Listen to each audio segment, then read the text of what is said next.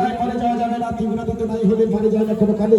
তিন গুণের পাত্রী হওয়া চাই, তবেই তো পারে যাওয়া যায়। তাহলে 4 আনা দেবো। 4 আনায় রয়েছে 4টি বই, রিক্সা যোজনের মতো 4 আনায় হবে না, হবে না।